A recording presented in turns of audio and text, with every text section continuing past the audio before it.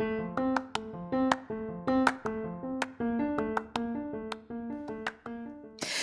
there, and welcome to the daily podcast where wisdom smacks us with kisses or love taps.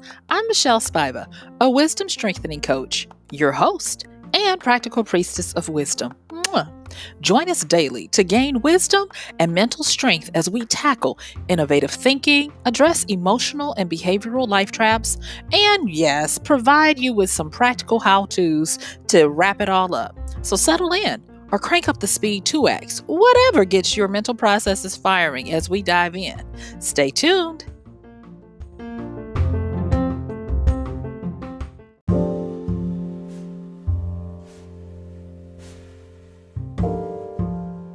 Hey there, it's Michelle Spiva, your practical priestess of wisdom, and I want to welcome you to today's podcast of Wisdom Smack. Mwah!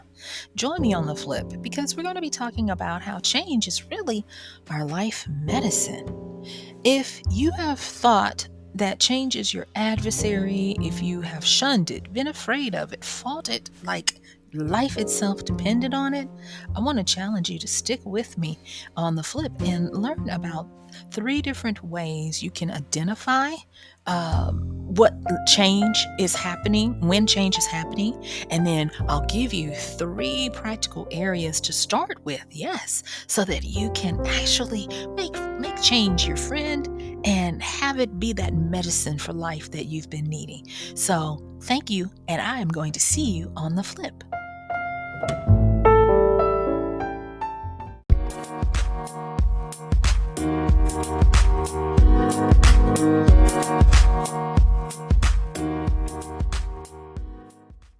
Yay! Hey there, Mon Ami, and welcome to today's podcast. So, we're going to be talking about change. And I just wanted to say that for all of you and me who might be feeling a little stuck, a little slower than usual, today's podcast is part of the wisdom smack that Mother Wisdom has for us today. And so, as in the beginning, the intro, you might have heard me say that change is our life medicine. I don't want it to sound like, oh, I have the answer to the grail of life or whatever, but I do want to say that change is our life medicine. And the reason why I say that is because change is the only constant we have in this realm. Living and dying are cycles. Most of the things that we have are cycles that we go through in an infinitum, just constantly spinning. But change, it is what it is. And so, because of that, there's some wisdom to be had. I was listening to someone in an interview, and they were talking about a friend who had been suicidal. And he talked about how the friend had been stuck for a while in a rut. And no matter what he did, he couldn't seem to break himself out of that. And that the rut and not being able to move, being immobilized, and not understanding why was a big reason why this person ended up successfully taking his own life. Now, I know you're like, why is she starting today so somber? And I'm not trying to be somber as much as I'm trying to set the base so that you understand that this is real and change is a concept and a real thing that we need to take the time to look at. You know, most of the time, it's the funniest thing. Change is the only constant we have, and yet and still, it's one of the very things we fight with all our lives. We're constantly fighting change because change is uncomfortable. Change puts us in an unstable feeling environment, circumstance, arena, whatever you want to call it. And so change is not fun. It's actually kind of scary if you think about it. But, but there are things that we can do to mitigate some of the uncomfortableness when it comes to change. So, if you permit me, I came with a few little notes to let y'all know what Mother Wisdom was showing me about change. And so today is going to be a bit of a smack, not the little kissy kind, but the kind that causes us to be like, whew, I felt that. So let's get into it, okay? So, I want to talk about how change occurs in our life. Now, this is not exhaustive. These are just a few notes because we can't talk all day. So I came up with two areas that change happens in our life. We have the willful change and we have the unwillful change.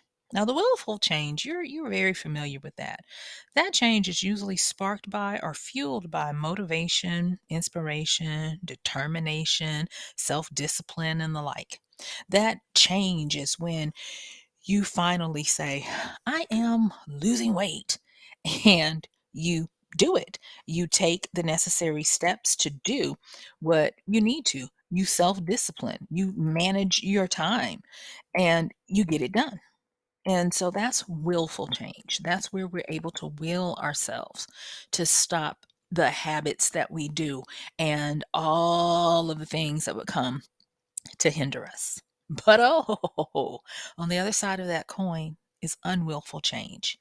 And unwillful change includes, now this is not exhaustive. Like I said, I'm trying to keep this simple, short, small, and to the point. So with willful change, it can occur with trauma induced change. Yes. Self sabotaging induced change and lapse in judgment change. So, what do you mean by these? So, for instance, trauma induced change. Things that we go through, like PTSD, unstable childhoods of ongoing abuse, whether it be mental, emotional, sexual, or physical. Those trauma induced occurrences in our life can produce change throughout the rest of our life. Self sabotage induced change. To keep this short, that has it's not centered around, but it is closely identified with self identity, victimhood, uh, not wanting to be fully engaged in what we do, fearing loss, fearing failure, fearing success, fearing, yes, you guessed it, change. And so self sabotage can induce change, whether we're trying to or not. And then lapse in judgment change. That can include accidents and poor judgment consequences, like doing things that land you in jail or prison, having risky behavior that can result in medical issues, diseases, and the like. Loss in status or class ranking, meaning you did something stupid and you got canceled. Now, that's the common term, but you became anathema to society. You were shunned, banished, those types of things. And then duped, taken advantage of. These are just some of the areas that a lapse in judgment can cause change to come in our life. And so, like I said, these would fall under the unwillful change. And you're like, okay, so how is change medicine? The reason why I say change is medicine is because we are built to constantly evolve, constantly go from A to Z, if you will, constantly on the journey. But the funny thing is we are human beings doing the living to have the experience. Now, recently I was talking with a colleague, a friend of mine, and we were talking about one of the subjects that has enamored me for a while now, and that is lifespan development. Now, before you roll your eyes and say, Michelle, must we be that geeky? Listen, just listen. I promise I'm going to make this fun and it's going to make sense. Okay. So when we were talking about, the different stages of life. And I was reminded of a book that you may have read or have not read but heard of, and it's called The Art of War by Sun Tzu. And he talked about how great military leaders always know their season. And he's not talking about a season for war or peace. He's talking about their personal season. And when I first read that many years ago, it stumped me because I yearned for being able to have that knowledge, but I didn't seem to know how quite to go about attaining it. But there is something about pondering on something, meditating on it, and putting it in your back of your mind. The mind is so brilliant that it will continue to work on something until it gets an answer. And I can't tell you that I have correctly pinpointed it to where I can give you a recipe or one, two, three. But what I will say is that understanding change will get you to a better understanding of your own personal seasons with an S. And so, with that being said, lifespan development.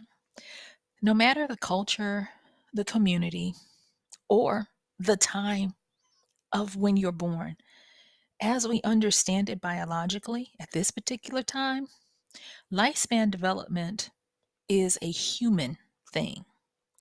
So, for instance, a baby born in Indonesia is going to go through the same developmental, physical, emotional, physical, um, psychological that a baby born in New York will.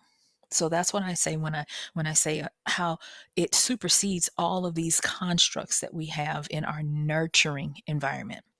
So with lifespan development, we usually break it down into four stages. We have uh, infant, adolescent, young adult, and adult. And I'm not saying anything that you haven't already heard, so let me speed through this. And so, because of that, we understand that there are certain things that you're doing just inherently, even if you've never gone through a lifespan development course, training, or book. You understand these things. You know what a baby does, you know what an adolescent does, you know what a young adult does, and you know what an adult does, right? So, speaking to adults, because that's who I'm speaking to right now, I want to just pose this to you that because change is a constant, change is always moving us through these different developments. You know, the first biological, then spiritual. The body on this earth will continue to age. But the funny thing about it, and this came about when I was talking with my friend the other day, was sometimes we try to stay too long in a certain area of our lifespan development. And then change comes to get us to move. But because we are so powerful by the time we are an adult, we have more power to force ourselves to stay in one specific phase of our life. And so we become rooted and rutted and unable to move past that. Now, I will say this, and that is that a lot of times when we refuse to change, it's because we're unequipped to change. Because going back to those unwillful things that can happen to us, the traumas, self sabotage, lack in judgment, illness, disease, loss of class status, loss of our place in society, the inability to see ourselves as valuable, as worthy, as deserving, that can cause this kind of situation where even though you're still aging, life is still changing, there's something about our psyche and our minds that don't allow us to take the trip as well. And so this is an area that causes a lot of people to think about whether I still want to be here because they can't see the value in what they offer, what they bring to the table. They can't see how someone can love them because they're so used to being defined as one way, and change has happened to force them to be another way, and they can't make the jump. Case in point, they call it the midlife crisis, but now we're seeing that midlife crisis is being pushed back further and further away because we're living longer, healthier, because we're able to trick the eyes to make it seem like we're eternally youthful. You know, think about all the people in their 50s who look like people in their 20s and 30s and are still moving that way. Those are some of the things that reinforce our ability to think we can fight with the wind, that we can fight with the winds of change and win. And that's not necessarily the case at this particular time. But I do want to say this, that when we start to embrace change as our life medicine, we start to be able to, like Sun Tzu said in The Art of War, know our seasons. And because we can know our seasons, we can still get all the things that we want to get. Yes, wisdom says that. You can still get all the things you want to get, no matter your age or what season you're in.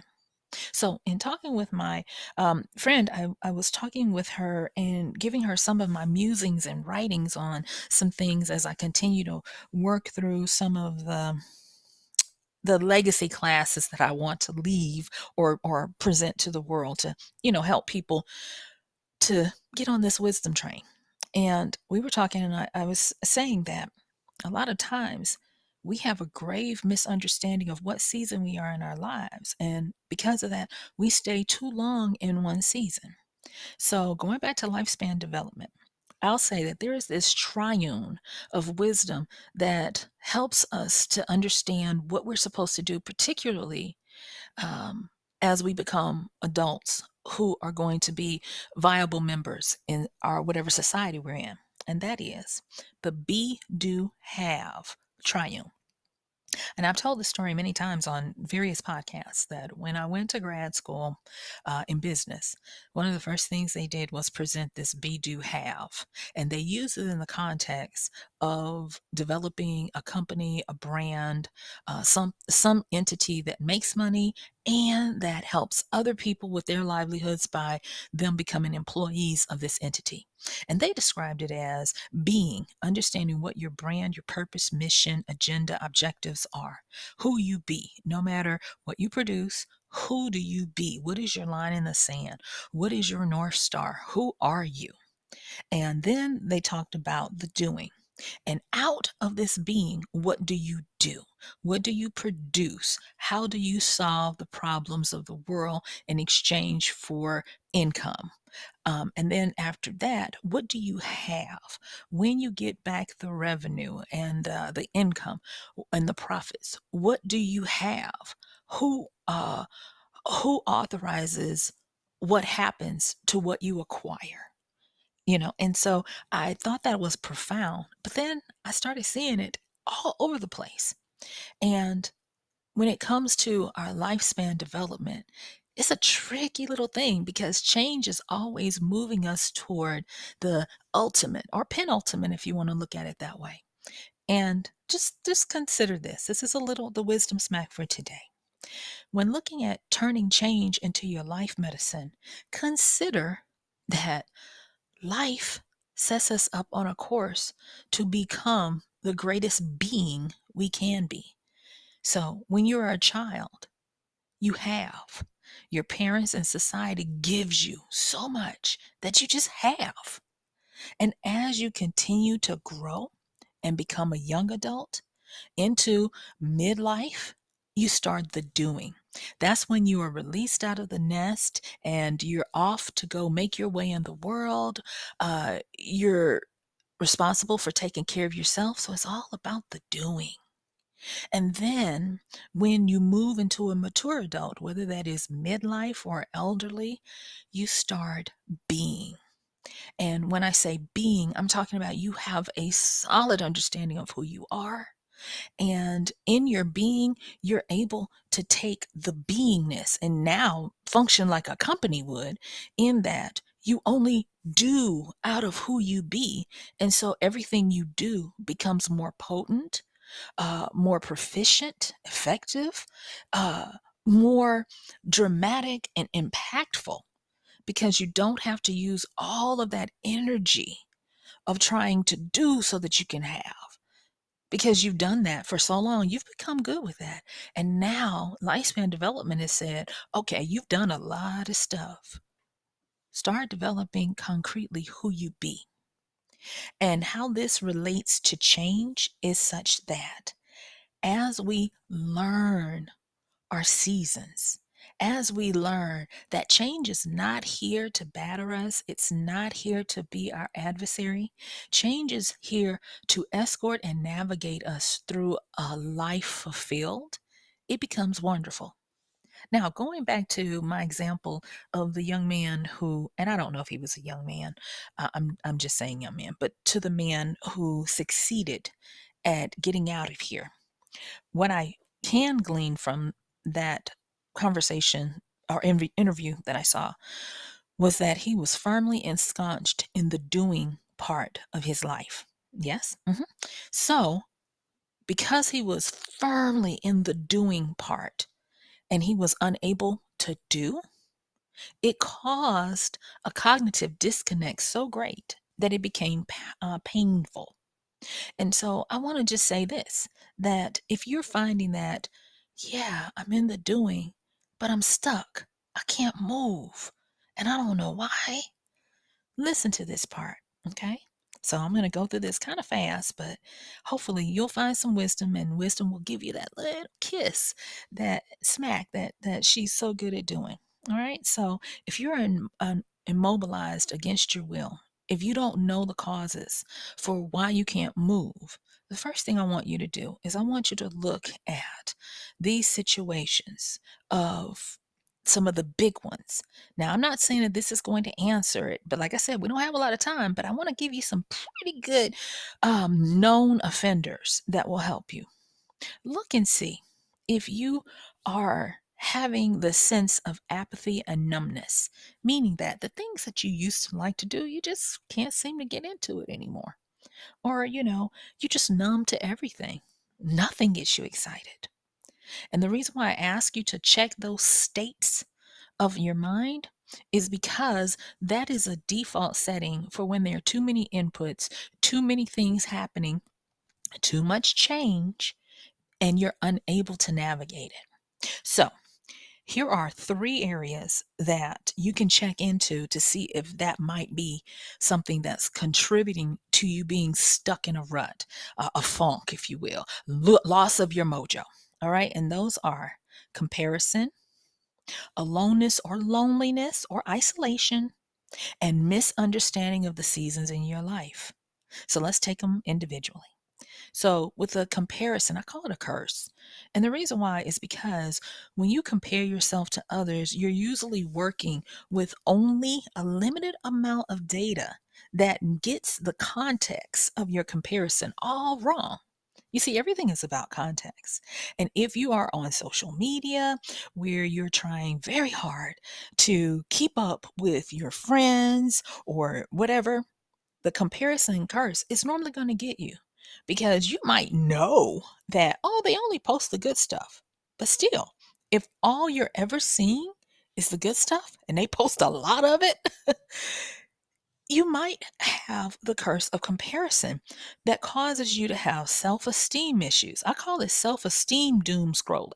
Most people call doom scrolling when the well, the plague of just scrolling and seeing more and more bad news. But we do that to ourselves all the time, whether or not we're in plague or out of plague, with our self esteem. We scroll down to the doom of our ability to stay in a good place. It should never be when you're on social media that when you come off of it, you feel agitated, irritated, annoyed, depressed, alone, in panic, anxiety, or, all of the other things because of just observing. You cannot compare that. Oh, say for instance, you're looking at your classmates from high school and you're comparing what they say they have to what you have. That is going to definitely get you into a state of shock where you can't continue to move through your cycles of being. And the next thing is pacing based on what others are doing. This is a big one. How many times, just ask yourself, how many times have you looked at what someone else was doing and on the great white web, uh, and you're like, oh, I'm so behind, or I can't compare, or I'm nothing, because you haven't met this goal or that goal. You can't pace yourself with others. And I know just me telling you this in a few minutes on a podcast is not going to help a lot, but at least it will awaken the fact that you need to be mindful of not doing that. So that's part of the comparison curse. Let's talk quickly about the aloneness, loneliness, or isolation curse.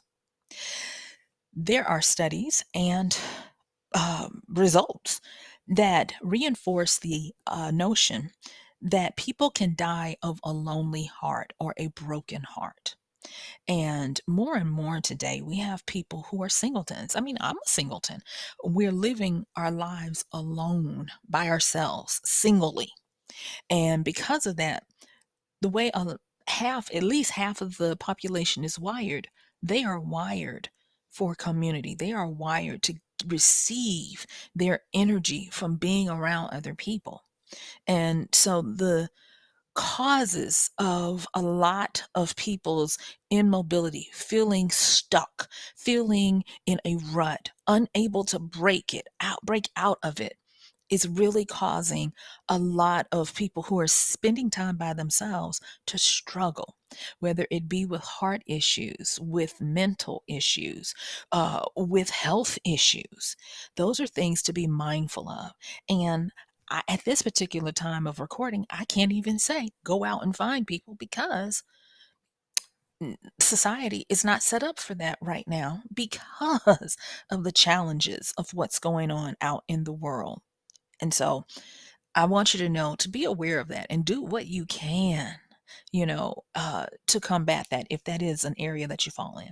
But then the next one is misunderstanding the seasons of your life. And like I said before, staying too long in one season without questioning, should I be moving along? So one of the things that I would say is to do a 10-year review. When you look at one of my one of my favorite people to listen to and read and study is Dr. Michio Kaku.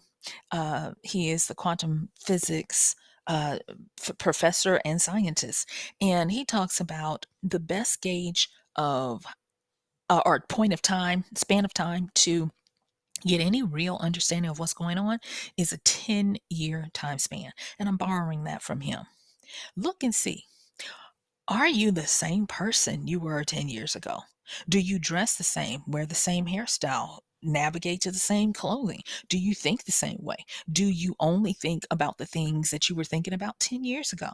If you are, that is a red light that you're getting stuck in a rut, that time is passing you by and change is fighting against you. Because change doesn't necessarily fight against us as much as it allows its impact to do us in. Because if you don't keep moving along, you're going to be the one who is doing the suffering. Change is going to be fine, and everybody who's flowing with change will continue to be fine, but you will have a harder way to go. And so the next one under this misunderstanding of the seasons is missing the cues. For instance, if you're at a point in your life where it's getting harder and harder to find and do the work that you've become very proficient at and very good at. Say for instance, you might be in the job market looking for something and you're trying to replace the job that you were in. Check and see if you're in a flux where you're supposed to be moving forward. And I say that because for a lot of people, they don't realize that they're still trying to be in the middle of the doing when they're supposed to be transferring over to the being. Now, in my few minutes, I'm going to try to explain what the difference between doing and being are in lifespan development between the young person to the middle-aged and older person. And I'm not trying to say to tell you to just give up and go sit in a corner and die. No. What I am saying is that your victory, your medicine, is if you're privileged to be at the point where you are a being, you have a lot of power. A lot of power. You can still do, but you do it in a different way. And that is look and see what old things that you're really good at have become stale. Like, what are your stale passions, hobbies, careers, and relationships? What old things drag you down? What old things don't create any kind of spark for you anymore? And then look at what are the new things that are exciting for you to possibly chase down and hunt and look at. And you're going to see that possibly, if you're honest with yourself, there are things that just hit differently. They don't have the same impact as they used to. And you might be even looking at a new career. And I'm going to go on and say it. When you switch over from the doing to the being, nothing is out of out of consideration. You're going to look at possibly new careers, a new life path, new business, new family, all of those things that are dependent on what stage of life you're in, you know. And I'll end with this, and this is kind of controversial when I say it, but I do say it. Passion pursuits are for the young. When people tell you to follow your passion, they are clearly talking about someone who is still in the doing stage, who has enough time and youthful exuberance to do that. Uh, but when you're moving into the being, you're into sage pursuits that are able to show you the wisdom of how to move without having to exert so much energy.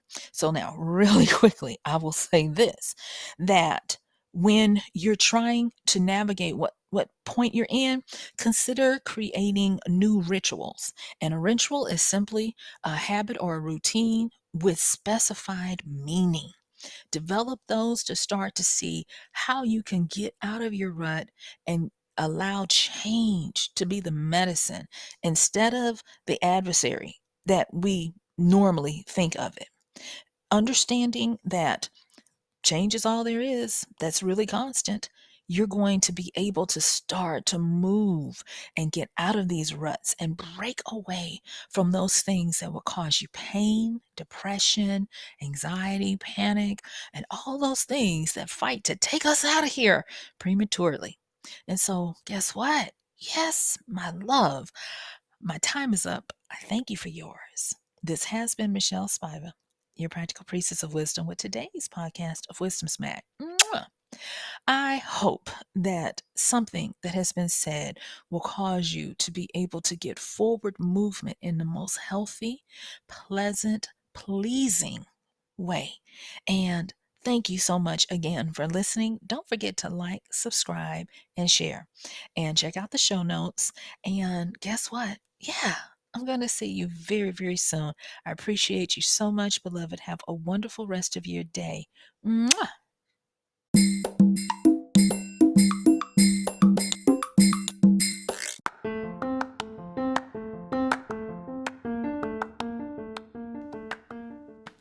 And that's going to do it for today's podcast of Wisdom Smack with Michelle Spiva. If you like this podcast, please help us get the word out. Like, comment, subscribe, and even share. And if you really like it, please help us continue to get the word out by considering using this show's link for Amazon. So when you want to go to Amazon and you do all of your general shopping, please use michellespiva.com/AMZ. It's simple as that. It doesn't cost you anything extra, and this show might receive a little bit of commission that will go towards helping to further get these episodes out to you and to others. So thank you so much for listening. This has been Michelle Spiva with Wisdom Smack. Bye.